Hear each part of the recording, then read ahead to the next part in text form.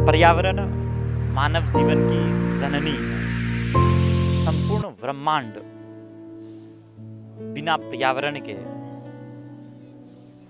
विधवा जैसी लगेगी।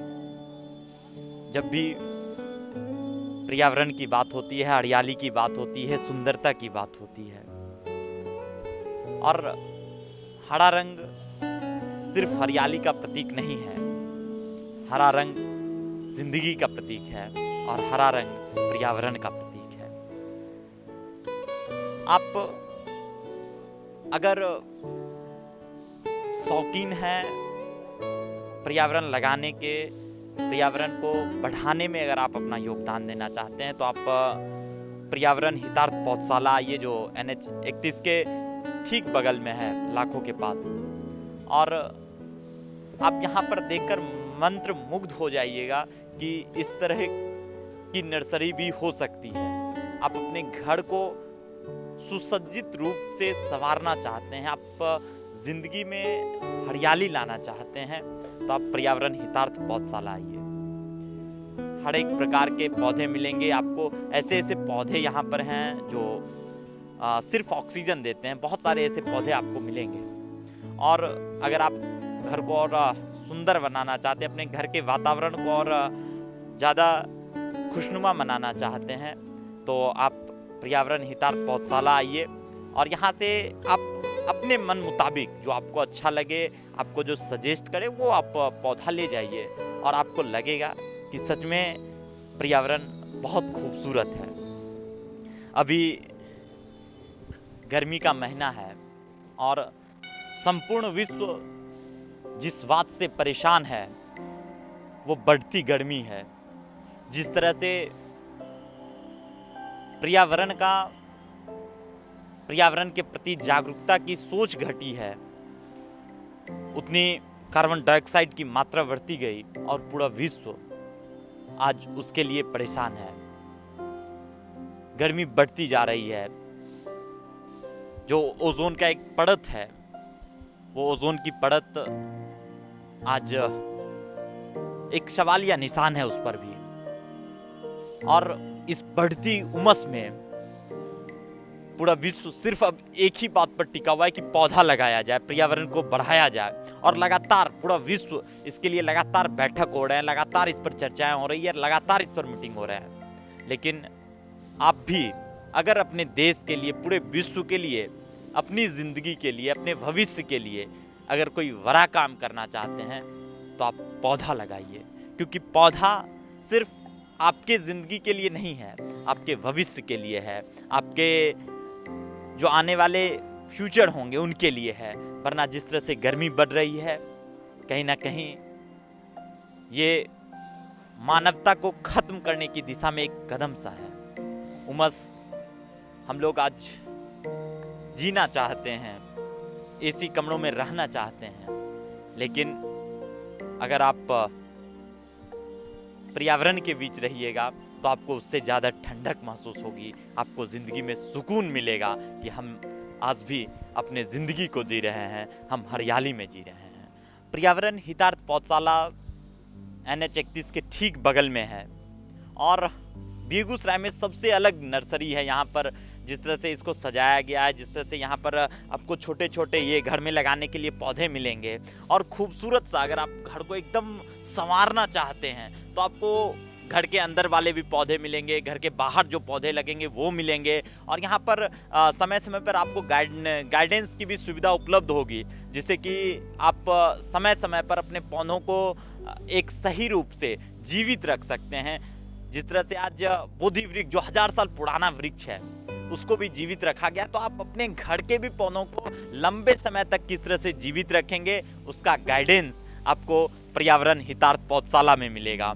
और बहुत ही खूबसूरत ढंग से, अगर इसकी खूबसूरती को देखें तो बहुत ही खूबसूरत ढंग से सजाया गया, सबसे वो आपको बहुत पसंद आएगी। और कभी आप आइए, अगर घूमने के भी शौकीन हैं तो पर्यावरण हितार्थ पौधशाला आइए, आपका मन बिल्कुल लगेगा यहाँ पर और आपको हमेशा मन करेगा कि हम प्रकृति के बीच रहें। क्योंकि आज छोटे छोटे बच्चे प्रकृति से दूर होते जा रहे हैं। आप अपने बच्चों को भी कभी घुमाने लाइए। पर्यावरण हितार्थ पौधशाला जो NH 31 के ठीक बगल में एकदम बेगूसराय टाउन में है, लाखों में है, और अपने बच्चों को भी कभी घुमाने लाइए, बताइए कि पर्यावरण है क्या, कौन कौन से पौधे उसने देखे हैं, कौन कौन से पौधे नहीं देखे हैं। बहुत से सारे ऐसे पौधे हैं जो अंजीर के पौधे होते हैं, अगर आप आंवला के पौधे होते हैं जो आजकल के बच्चे नहीं देख पाते हैं। बहुत सारे शरीफा तो खैर अब खत्म होने के कगार पर है, लेकिन आप अपने बच्चों को दिखाएं, उसे लगाने के लिए प्रेरित करें और उसे समझाएं कि पर्यावरण किस तरह से जरूरी है, किस तरह से खूबसूरत है और इस जिंदगी को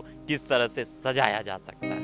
हम लोग पर्यावरण हितार्थ पौधशाला के जो प्रोप्राइटर हैं राम तनुज भगत जी से बात कर रहे हैं। सर, सबसे पहले तो आप गर्मी बहुत ज़्यादा बढ़ रही है और इस बीच पौधों को संवारना बहुत कठिन हो जाता है, तो किस तरह से अभी गर्मी के सीजन में पौधों की देखभाल की जाए?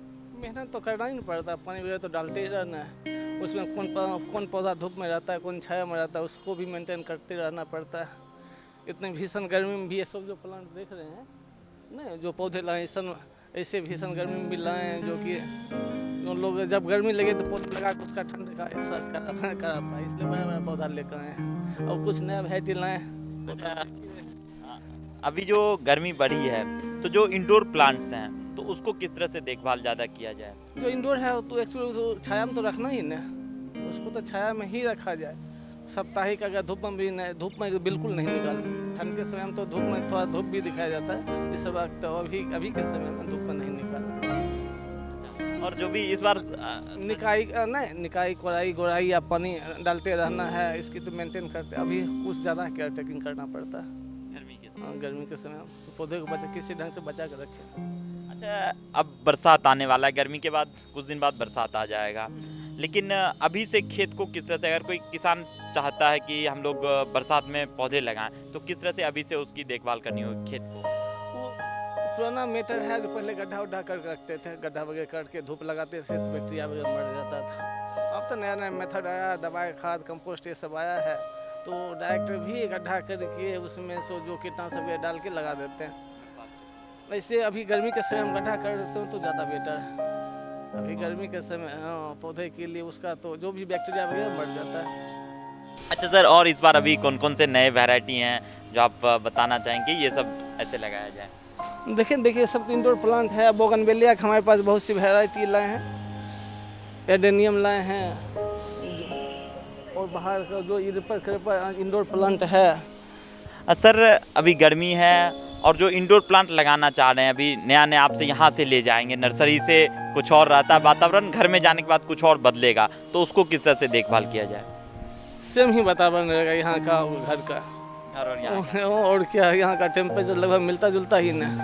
घर का तो कुछ और लो ही ना रहता, ये तो बाहर है, ओपन है। बाहर यही है कि नेट डाले हुए हैं तो कुछ 75% धूप को रोके रहता है। घर में इसमें घर में 30 से ज़्यादा धूप तो लगेगा ही नहीं, वहाँ का टेम्परेचर तो कम ही ना रहेगा। ये सब एक दीवार पे बहुत सारे पौधे इस बार नए हमको देखने को मिल रहे हैं। इससे साउथ इंडिया ज़्यादा डेवलप है कोई भी प्लांट का। ये साउथ से लाए हैं, वहाँ साउथ से ही आया है कि नॉर्थ बिहार या पंजाब साइड में नॉर्थ इंडिया की बात करें तो ये ज़्यादा डेवलप है खेती में, लेकिन प्लांट फूल पत्ती सो ये सब में साउथ ही ज़्यादा डेवलप है। अच्छा, ये सब पौधे आपको साउथ इंडिया से लाने पड़ते हैं, बाहर से लाने पड़ते हैं? हाँ, ये सब तो आंध्रा की है, ले आते हैं बाहर से। जब लाना वो कैरेज की बात करते हैं, कैरेज तो कोई प्राइवेट गाड़ी से ना आती है, बड़ी बड़ी गाड़ी से, जो गेट वगैरह देख रहे हैं बड़ा गाड़ी ट्रक से लाना पड़ा है, पूरा सामने का गेट वाला। हाँ, सामने गेट छोटा भी, ये सब है। अभी अपने बिहार का कल्चर जो हो रहा है, पक्षी को पानी देना, दाना डालना, गुजरात वगैरह में इससे बहुत पहले आगे से है। हर घर के छत पर देखेंगे दाना पानी देखेंगे। और पक्षी के आश्रय के लिए अगर घोंसला लगा दिया जाए, कोई बर्तन में पानी डाल दिया जाए, ये घोंसला आराम से ले जाएं और ऊपर में रख दें। हाँ, कहीं भी लटका दें, उसको तो आश्रय मिल जाएगा। पानी डाल दें, पानी रखें कोई बर्तन में, कोई पॉट में, कुछ दाना दे दें तो पक्षी तो उसका भी तो आश्रय मिल जाएगा। आश्रय तो उसको तो मिलेगा ही ना। अपना बिहार का मेंटलिटी चेंज हो रहा है, देख रहे हैं पशु पक्षी के प्रति भी देख रहे हैं कि कोई घोंसला ले जा रहे हैं, कोई उसमें पानी डालने के लिए वाटर ले जा रहे हैं कि किसी पक्षी को भी उन्हें पानी दें। नहीं तो उसको पानी मिल कहाँ, ऐसे अपने यहाँ तो मिल जाता है, बहुत सारे जहाँ ड्राई लैंड है पानी नहीं मिल पाता है। अब भी पानी खाना उसका भोजन रखेंगे तो आपके पास भी आना स्टार्ट हो जाएगा, आपके घर पर भी आएगा। धीरे धीरे हाँ, जागरूकता चहचहाट शुरू हो जाती है जब आती है। खूबसूरत दिखता है, शायद कांटा भी है मुझे लग रहा है। बोगनवेलिया की वैरायटी है, बोगनविलिया की, बोगनवेलिया की ही वैरायटी है ये भी। और उसके छोटे छोटे पौधे घर के आगे में लगाए जाते हैं। हाँ, गर्मी के लिए बहुत खूबसूरत पौधा है, गर्मी में पूरा फूल भर जाएगा इसका। अच्छा, ये छोटा गर्मी में और सब तो बसंत ऋतु में या फिर गर्मी से लेकर बरसात तक में सब फूल रहेगा, और जितना ज़्यादा धूप रहेगा उतना ज़्यादा फूल खिलेगा। इस समय इसमें भी है, ये भी बोगनवेलिया की वैरायटी है। तो अक्सर देखा जाता है कि गर्मी में फूल कम खिलते हैं, नहीं, बोगनवेलिया में, एडेनियम, ये सब फूल के गर्मी दिन में खिलते हैं। ये सब। हाँ, तो गर्मी। अच्छा सर, ये फुटबॉल की तरफ पूरा दिख रहा है, तो बाहर से इसको ही मंगवाया या आपने खुद कटिंग? नहीं, सब बाहर से मंगा, यहाँ के इतना मेहनत, इतना टेक्निक अभी बिहार यहाँ हम लोग असंभव है, नहीं कर पाएंगे। फुल का शेप है और बेहद खूबसूरत दिखता है। इसको कैसे, कहाँ लगाया जाए और किस तरह से इसकी देखभाल की जाए? थोड़ा सा इसका जो 6 इंची भी मिट्टी में डाल देना, जहाँ मिट्टी उपलब्ध है गमला रहेगा, कुछ नमी भी जाते रहेगा तो ठीक रहेगा। जो जहाँ इसका बराबर हो, कटिंग करते रहेंगे और घना हो जाएगा और हरा भरा हो जाएगी। अच्छा, आप अक्सर कभी कभी पार्क में जाते होंगे तो ये सब शेप आपको दिखता होगा, ये फुटबॉल का आकार या फिर पार्क का नाम वाला दिखता होगा। और ये स्वास्तिक का एक फोटो अगर आप घर में लगा के सामने में रखें तो बेहद खूबसूरत दिखेगा। और सब पौधा बाहर से आया है।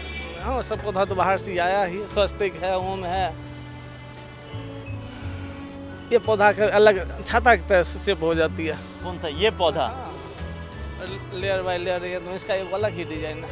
अच्छा। लगा देते हैं। तो अभी ये पौधा छोटा है, बड़ा होगा धीरे धीरे। हाँ, होगा ही नहीं, इसको अगर जमीन में लगाते हैं तो और बड़ा होगा।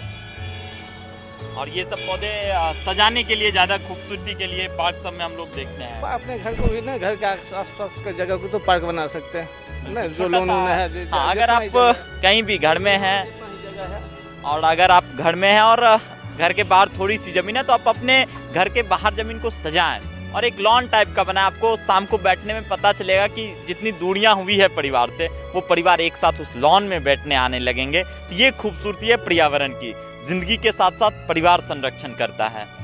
ये वाला देखिए ना, चमेलिया की पौधा है, इसमें 10 कलर का लाए हैं। ये हाँ, ये चंपा चमेली, वो हाँ, चमेलिया चंपा। वगैरह, हाँ, चंपा की, ये बहुत सा कलर है इसमें। जितना प्लांट देख रहे हैं उतना कलर, इधर भी है, उधर भी है। अलग अलग रंग के चंपा के गाछ हैं। बहुत चंपा की। खूबसूरत गंध भी होता है, उसका सुगंध भी बहुत हाँ, ज्यादा हाँ। खूबसूरत होता है। ये भी देखिए नया चीज, ये लाए, इसमें तुलसी फूल टाइप का खिलता है। कुछ है। कौन सा पौधा है ये, अगर बात करते हैं कौन सा पौधा है ये? इसको अफ्रीकन क्वीन कहते हैं। ये अफ्रीकन क्वीन है। हाँ, तो अभी गर्मी का महीना और घर को ज़्यादा सुसज्जित करना चाहते हैं, सूखे वातावरण में अपने घर के बाहर हरियाली लाना चाहते हैं, अपने बाहर फूल देखना चाहते हैं, तो बिल्कुल यहाँ से अभी पौधे अच्छे अच्छे हैं। मुझे भी 10 फीट का ही लाए हैं, फॉक्सटेल पाम की वैरायटी है। और सब सुंदरता के लिए, खूबसूरती। हाँ, तो सब सुंदरता के लिए, छाया के लिए, पर्यावरण के लिए, हर चीज़। और ये देखने से बहुत हरा भरा है। क्या नाम है सर इसका? ये डफन बेचिया की वैरायटी है। अच्छा, डफन बेचिया का ये कुछ ये है। ये भी इंडोर प्लांट में ही आता है, छाया का ही प्लांट है।